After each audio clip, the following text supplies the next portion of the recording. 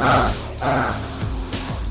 Tavukların götü kurumuş, yağmur yağar gözlerime. Keçiler bakmıyor hayallerimin üstüne. Sen gittin o gün, geçmez oldu bu çile.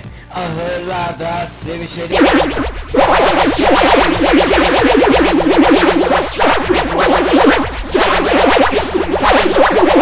Senin gönlüm kurumuş, kokoreçler eriyor.